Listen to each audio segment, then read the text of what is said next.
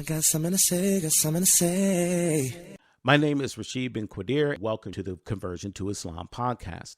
You know, Islam is the fastest growing religion on the planet. So we wanted to create this space so that we can listen to and learn from those individuals who have embraced this tradition. Further, we want to educate those researching Islam. If you've taken your Shahada recently, we want you to know that you are not alone. And if you take your declaration of faith many, many years ago, God willing, this will recharge your spiritual battery. Assalamu alaikum rahmatullahi wa barakatuh. So we'd like to welcome everyone to another installation of the Conversion to Islam podcast. And so once again, we greet you in the tradition of Islam. Assalamu alaikum. And we start every event by praising Allah subhanahu wa ta'ala. So we'll start with A'udhu billahi minash shaitanir rajim. Qala rabbi sadri wa yassir li amri wa luqtatan min lisani wa ashhadu an la ilaha illallah wa ashhadu la sharika lah wa ashhadu anna Muhammadan abduhu wa rasuluh. We testify that there is no God but Allah and that Muhammad is his final slave and his messenger. Assalamu alaikum, brother. Wa alaikum assalam wa rahmatullahi wa barakatuh. All right, brother. So just give me your conversion story. You know, how long ago you converted, how you came into the deen, just the whole nine, inshallah. All right. So I'm going to tell my story in almost like two stages. So I have a convert story and then I have a revert story. So I'm 52 years old. So I took my Shahada back in 1995. Before that, so I need to tell you what happened led up to that. So, you know, I grew up as a Christian back in New Rochelle, New York, where I grew up. My mother used to force us to go to church every Sunday, like most people. But then when I was like 15, 16 years old, she gave me the choice. She was like, you don't have to go to church anymore. And that's before I changed my name. I was actually, my birth name is Anthony Campbell. So my mother was like, Anthony, you don't have to go to church anymore if you don't want to. I prefer if you go, yada. But you're grown now, so you can make your own choice. And of course, I was off and running. I mean, I went sporadically after that, but then fast forward, I go to college, and then like most young people in college, you're finding yourself, you're learning all this new stuff about the world and other peoples. And I had a roommate. His name was Brian. I think he was from upstate New York, but he was from Jamaica. And he was like he was like a vegetarian. He was pretty smart kid, and he basically was you need to read some books and learn about yourself.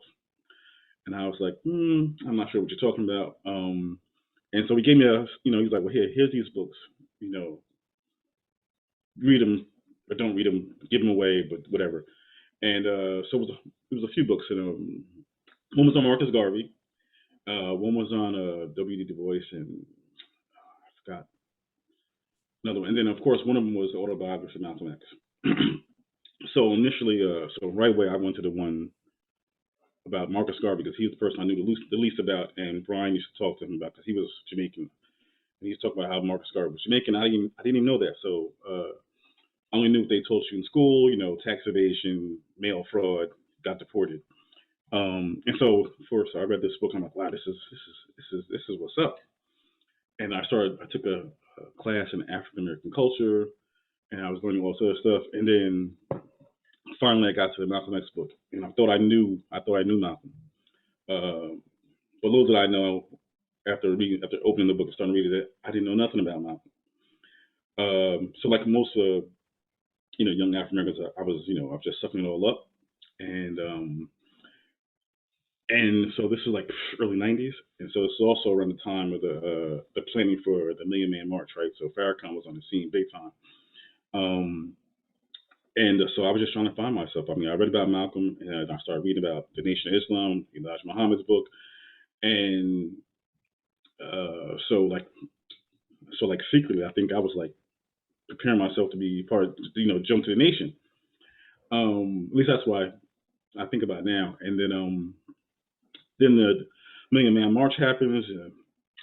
The Malcolm X movie comes out, and I'm just all in it. And I'd always had questions back when I went to church about Jesus and Jesus being the one and the Trinity, and how that didn't really make much sense to me.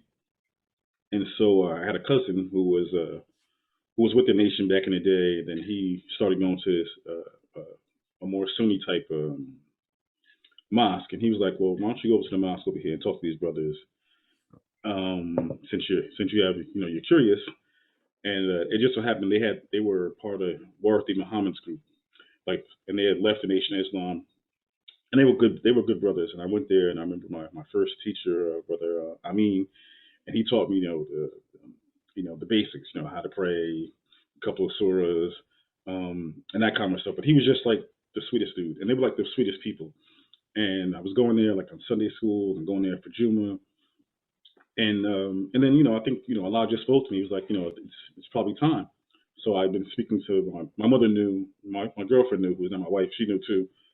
And so I was like, I think I'm gonna convert or join to become a Muslim.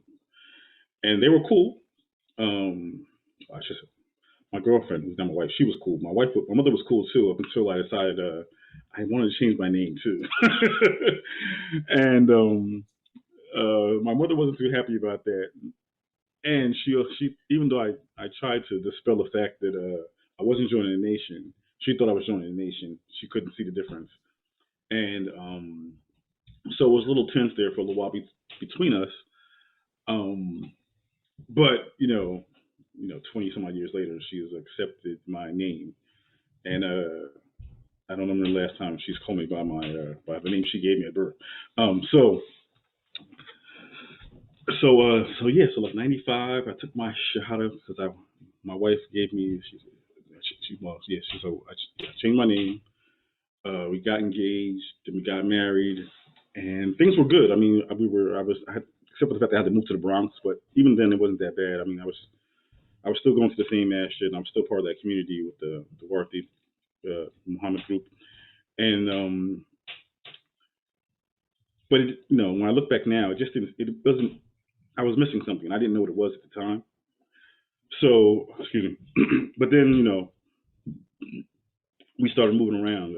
I got a different job. My wife got a different job. We moved from the Bronx to Long Island, and so for a few years there, I was just fumbling around. I mean, I was still going to Juma, but I didn't really have an attachment to a community, and that lasted for a long time. And then it got worse. I guess at some point, I don't remember at what point. At some point, I just stopped going to Juma. I stopped praying. Never stopped believing. I just stopped practicing. Then a few years later, my son's born, and I do.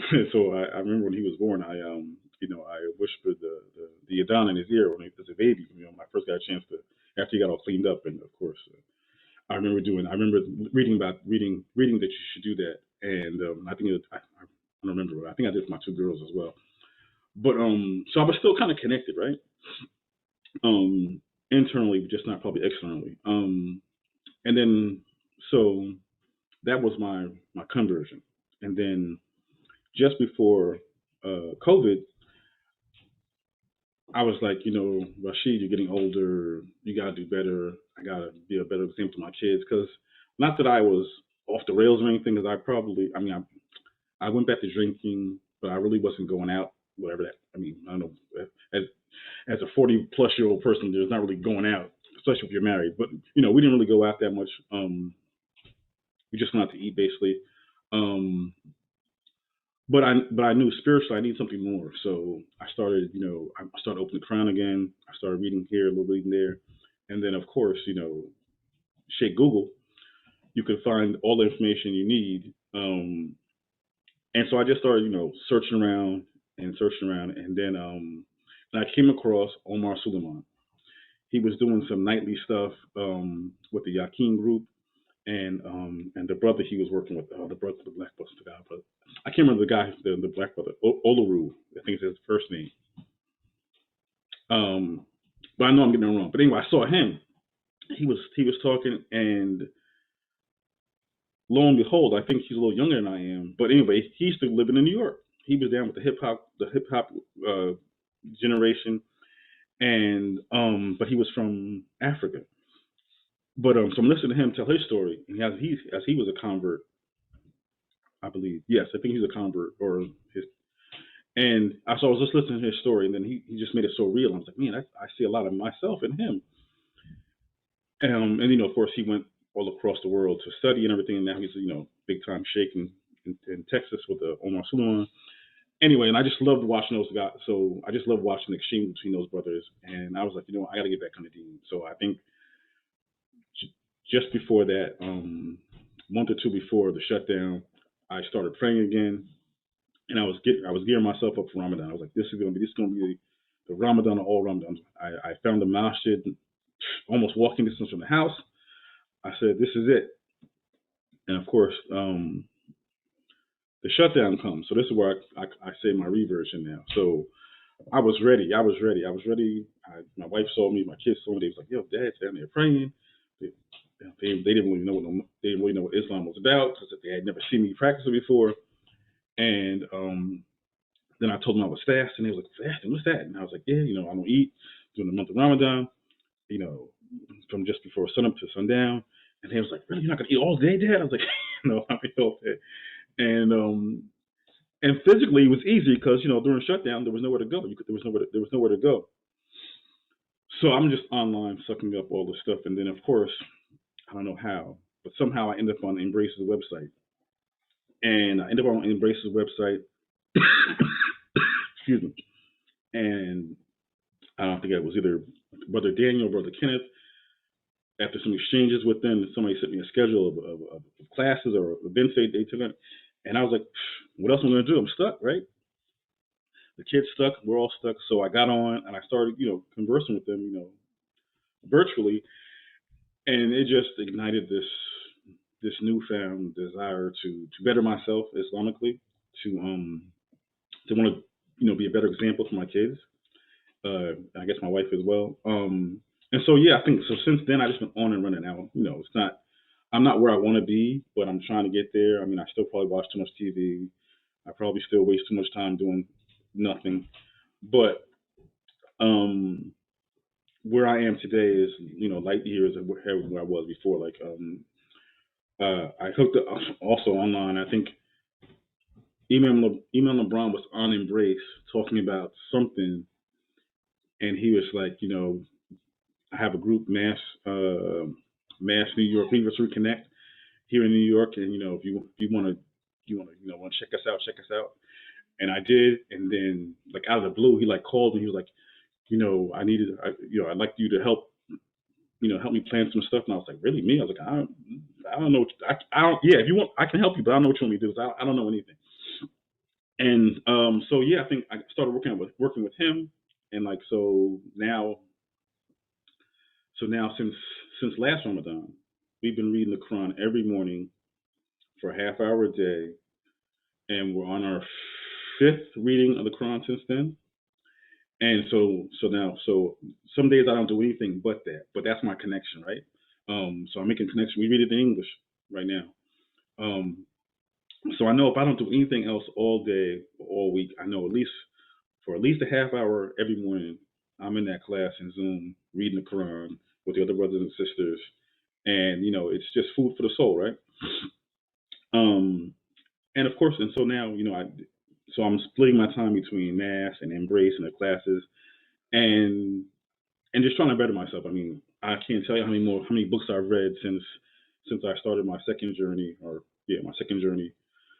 read the Sirah of the Prophet. Read the Hadith. I'm reading about fiqh, and I'm reading all this stuff, and I'm trying to learn the stuff that I didn't learn when I first converted. And now I know that's what I was missing. I was missing the learning aspect. I really thought, without saying it, that once I took my shahada, it was over. It was going to be easy. Just wait, go to heaven, right? But I didn't know, and it wasn't really fully explained to me, or I didn't see it, that it's about learning. It's about learning your deen and getting closer to Allah and learning more about Prophet Muhammad Sallallahu Alaihi Wasallam, and how important that is to the religion. Like, that is the religion, right?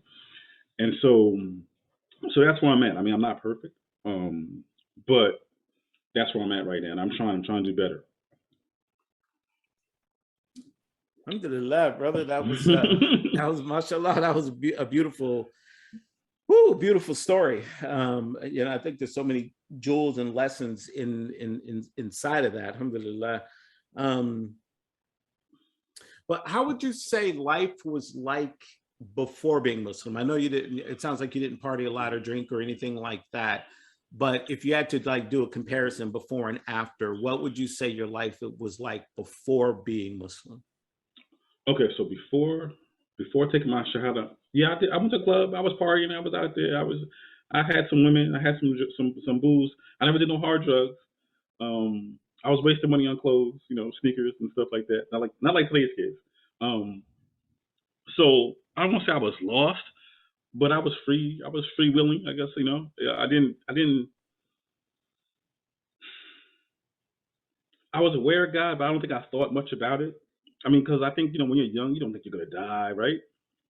You think you're gonna live forever. And even though somebody might die, even though there were some people my age who may have died, but I was like, dude was doing wrong. He was dealing drugs. So what do you expect? So yeah, I mean, but I was always kind of level-headed. Like, so I didn't, I wasn't out there trying to do dirt just to make some money. I was just really just trying to live and just try to enjoy life at that point.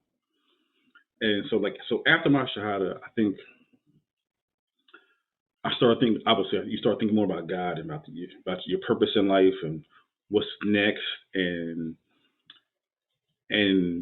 where do all these good blessings come from? Because I'm still not, but I wasn't rich. But I can't ever remember not having what I needed. I might not have had all these extras that I wanted, but I can't ever remember not having what I needed. Like, people have some horrible stories about missing their needs. Alhamdulillah, I don't think in 52 years of my life I've missed a need. So I always thought. So I think more about that now than I probably did then. But so I always knew God was there. I just didn't know how to recognize it. Even when I stopped practicing, I never stopped believing and never stopped really thinking about Allah and what He's done for me and what He continues to do for me. I mean, the blessing of 3 kids, a wife. I have a decent house. My mother's still here. Most of my friends are still here. Almost all my friends are still here. So I knew I was blessed. I just didn't know how to show my gratitude, or I lost my way, so to speak. And then now since almost 2 years ago, I know where all my blessings come from, and I know what I need to do to not forget that. To always be mindful of Allah, always have dhikr in your heart and in your mind and on your tongue, and be grateful because it could all come to an end. And of course, I guess it has to do with age too. I mean, the older you get, the more you think about, when you're not going to be here and how you're. And for me, it's how is my wife and my kids gonna get along and survive without me, right? So I think about that probably too much, but it's something I have to think about. And it's funny because I didn't. Imam at my masjid, he gave a khutbah about how Muslims are supposed to be thinking about death all the time. And I was like, ooh, I can't do that. That's scary. But it's as a reminder to let you know that tomorrow's not promised to you, and that if you got all your ducks in a row, you won't be in your grave stressing, waiting for the judgment to come, and you don't know where you're gonna go. If you do right, you'll have this yaqeen, this certainty, this feeling of certainty that Allah's gonna take care of you. And so I'm trying to get there. So I think about that. When I think about death, that's what I think about. I don't think about actually dying because I know that's gonna happen. There's no doubt about that. No one's gonna be here forever. So, but it's how you live to better yourself for tomorrow and the hereafter. And as a young kid, you can't, somebody tell you that you speak in a foreign language. Right. Now, are there any hobbies that you feel you had before being Muslim that you either kept or some that you maybe don't do anymore? Wow. Okay. So my biggest thing was music. Like, I'm a musical person. I have my life. The soundtrack of my life is old school R&B, right? Um, so every significant event in my life, I can probably attach it to a song, um, or a group of songs. And so music's my thing. Like I used to sleep. I used to sleep with the radio on when I was a kid. BLS at night, right? So music was my thing, and I never played a music. I never played an instrument, but I hip hop, R&B, jazz, a little reggae, but not much. But those are my things, and so now, as as we understand as Muslims, music's not necessarily a good thing, and I understand the concept, and I understand the reason why. I understand the reason, but as a convert, not that that's an excuse, but as a convert coming from where I come from, I know that's a hard thing to just stop overnight. And I haven't met a, I'm sorry, and I haven't met a Muslim yet that said, yeah, I took a shahada on Friday and I stopped using music on Saturday because I want to meet him or her because that's hard to do.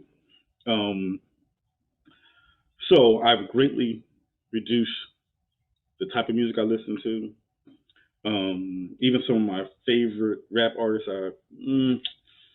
if I happen to listen to it, I gotta listen to the clean version, and so that's it. And so now hobbies that I'm sorry to say I'm addicted to golf. So I love golf. I started golfing back in '99. I was like 29, 30 years old or whatever it was. I don't know what it was. And before kids, I was playing at least twice a week or going to the range.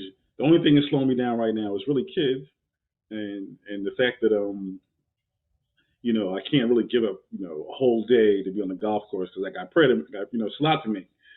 But in the summertime you can make it work because those sometimes those in between salats is enough to get you at least 9, and you could justify 18 and make Toba afterwards. I'm just gonna keep it real with you. So, and I guess my wife and my kids will probably tell you I'm a sports nut. I mean, there's not a sport that doesn't come on ESPN that I don't at least give an eye to. I was just showing my wife the other day. I was in here in tag. It was like professional tag. I said, man, I had enough. Professional tag. But yeah, I mean, I'm a New Yorker, so I love my Giants. I love my Nets. I love the Knicks. So, but I don't watch as much of that anymore because I'm trying, when those things come on, I'm trying to learn something as well. So I have to choose. It's about balance, and so I know, I got to spend time with the kids. I got to spend time with the wife. I got to spend time with myself. So there's really not a lot of extra time to do a lot of extra stuff. But so when I can, I do the things I like to do. But I don't do them, crazy. I mean, so those are my hobbies. I mean, I probably should take a painting or something, but I'm not interested in that. I'm not an artistic type of person. Alhamdulillah. Now, I definitely feel you on the music because I come from a musical family. On my mom's side in church, there are a lot of piano players and singers. On my dad's side, a lot of drummers.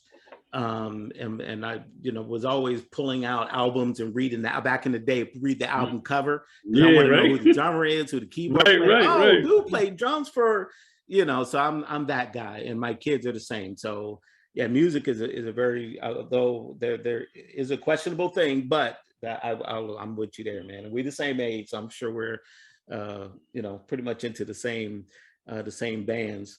So at the end of the day, what do you think it was that made you take Shahada, like your first time around? What is it?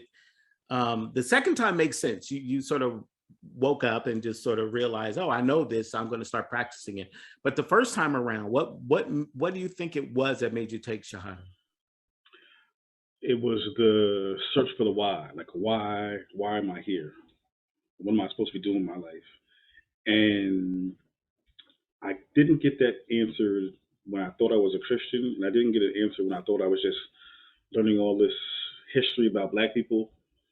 But I felt something when I learned a little bit about Islam and the Prophet Muhammad. When I thought about that and I learned, these little stories, or I was told these stories, it sort of made sense, and it kind of quieted my curiosity, I guess. Um, but like I said, there was something else that was missing. Like I didn't get, there was a disconnect. I didn't get that there was a disconnect, and I didn't understand this the thirst for knowledge. I didn't understand that, and I was still young too, and I probably wasn't asking the right questions to the people who I thought had knowledge around me, or to be honest with you, I don't think the people the first community I was with, I don't think they had the answers to questions, and I didn't know who else to get them from. Like they were new in the faith, not new, they were new in the faith in the sense they were in a new community. So there was, like my imam, my first imam, like I don't think he spoke Arabic. Like he probably knew a couple more surahs than I did, but not that you have to know Arabic to be a person of knowledge, but you understand what I'm saying. Yeah. And I didn't hear them talking about hadith there. I didn't hear them talk about fiqh. I didn't hear them talk about any of the schools of knowledge or thought. I just heard them talking about the Quran and Warith Muhammad, and so there was a disconnect. So I didn't get it. And so that's probably what led me to believe that I'm good. I'm just I'm just a stone throw away from salvation because I'm here with these Muslims. I took my shahada. What else is there? I didn't know there was so much more. And so that's what it was. It was I was trying to figure out, why am I here, and what's my purpose in life? Because I knew it wasn't just to make money and to buy a house and buy a car, or to compete with my neighbor, see who has the bigger house, the bigger car. Like it had to be more than just money. I knew I knew it wasn't just the money. It had to be something else. And the other thing was like, so what is it? And of course, you learn that. I learned it over time. It took me a while to get it, the Islamic principles behind it. And of course, Allah says, He made the man and jinn to worship Him. And literally, I didn't even hear that until a couple of years ago. Like I never heard that phrase before. Maybe I missed it when I read it. But that's what happens when you don't sit with people of knowledge, right? And I wasn't with anybody. I mean, I didn't feel like I was with somebody of knowledge.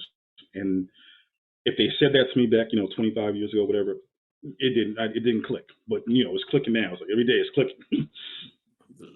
So, what do you think is your favorite part about being a Muslim?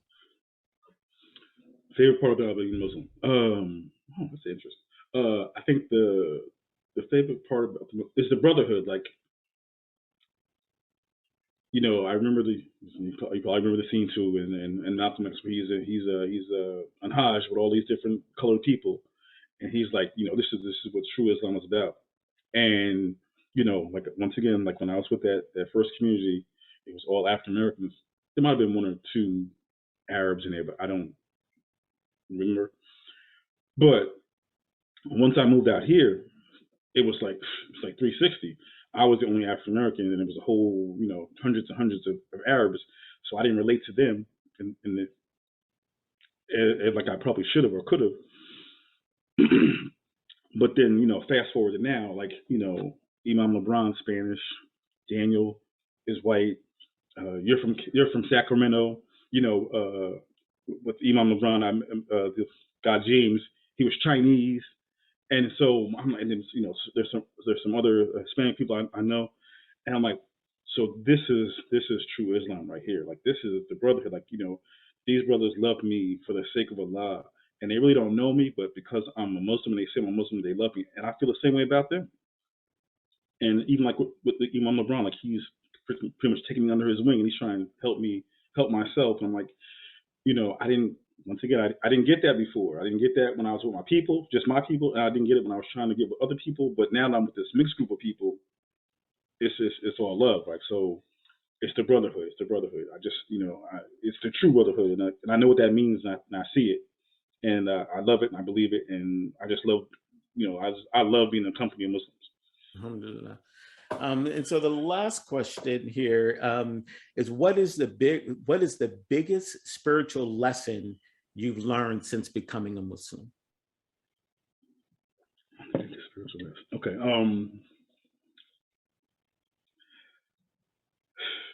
So I know I'm going to mess this up, but Allah loves the things you do consistently, small things you do consistently. And so, once again, if you told me that 10, 20, 30 years ago, what's that mean? But I know it now because, when I first, before I was trying to learn all I could learn when I first converted, but it didn't seem like it seemed like they had enough to teach me. And then I went to all over the world and I couldn't find anything. But now I'm like, I've been taught and I'm learning that, you know what, little by little, you got to walk before you can run. And that,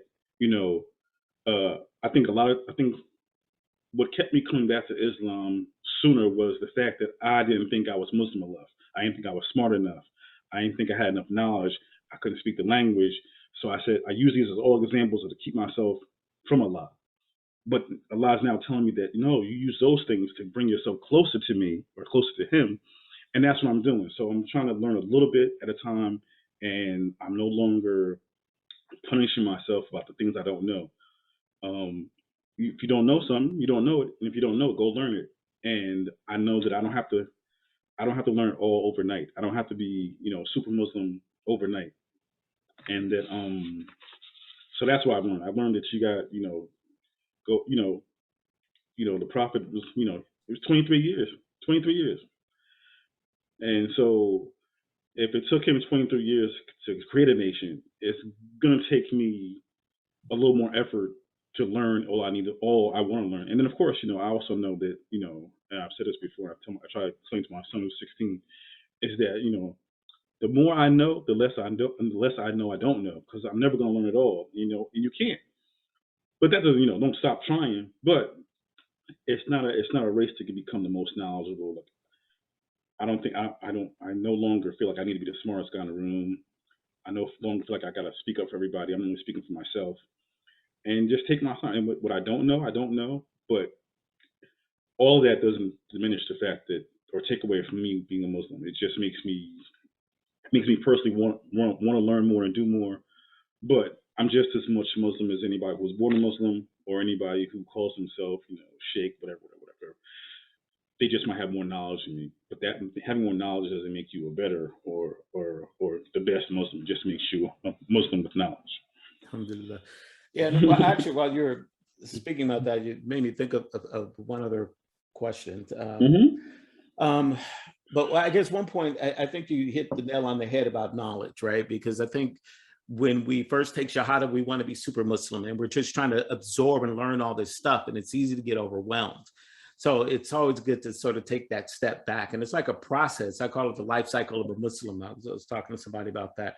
You sort of take Shahada, then you want to learn all these things, then you sort of settle down, then you die, right? But there's steps in between, of course.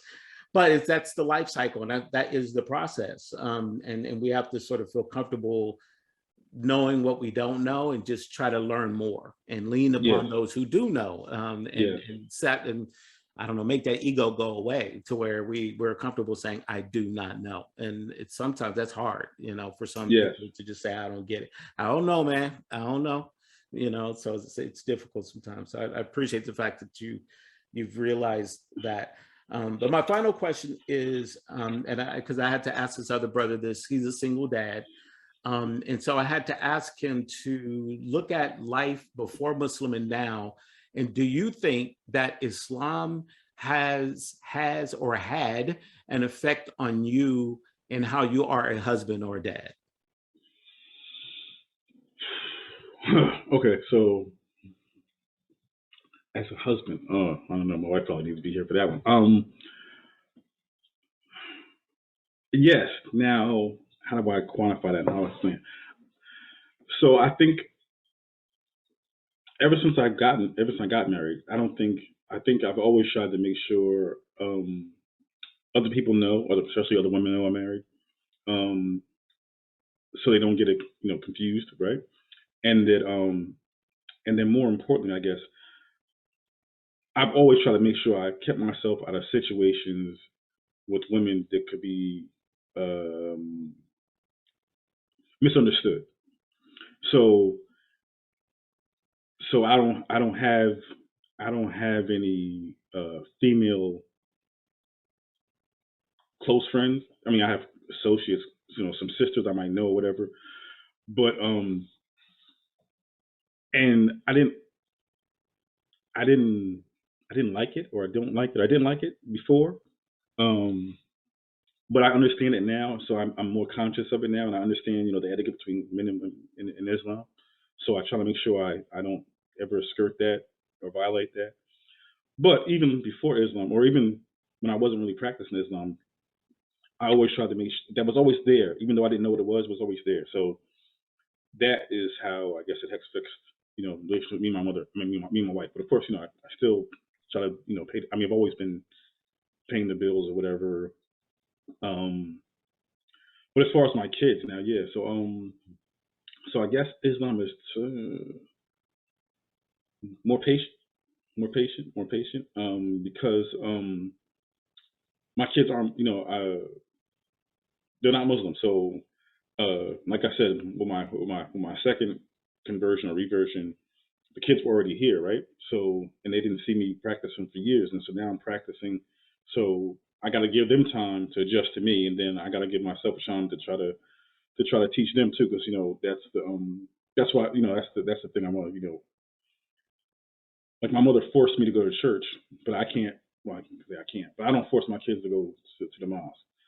Um, they I think they went to church a few times not too long ago, a couple of years ago, and but they haven't been back since, especially since COVID. But so I'm trying to drop little jewels here and there in hopes that one of those little seeds will take root, and Allah knows best. And so I just keep doing that. Like they spent Ramadan Eid with me at the end of last Ramadan, and outside of my son, he's 15, 16, so unless there's other kids there, other ratchet or noisy stuff going on, whatever 15, 16-year-old boys are into this. If there's none of that around, they're not happy. But my girls, they loved it. They got their face painted. They got some food. They got some candy. They had a great time. They were like, "When is the next Eid?" I was like, "Oh, I'm glad you asked." Um, so that's I guess it's just patience. Like it's patience, and one of the things that worries me, I guess, yeah, that's a good word. Worries me the most is that I want them so much to become Muslim, and I wish I could force them to become Muslim like overnight, because once you know something, you can't unknow it, and I believe what I believe, and I don't want them to suffer the painful torment of not becoming Muslim, right? I don't want them, because tomorrow's not promised to you, and I want them to die knowing where they're going and how they got there. So I try not to think about that too much, but that's the worry. I mean, I worry about my wife and my mother too, but they're grown, right? But it's my kids who I worry about, especially my son who's becoming quote unquote a man, right? And there's so much out here in the world, in this dunya, that's attracting them and distracting them from even wanting to have that curiosity about anything that's good for them, especially Islam or Islam. So Allah knows best, and I just keep making dua for them, and that they will see the path, and they'll see the light. They'll be drawn to it. I got something to say, got something to say. Thank you for spending time with us here at C2I. We hope that you found this beneficial. And if so, you know exactly what to do. Smash the subscribe, like, and share button. And for additional content and other conversion stories, please see our YouTube playlist, the Facebook page, the Conversion to Islam website, or any of your favorite podcast applications. Onwards and upwards towards the light.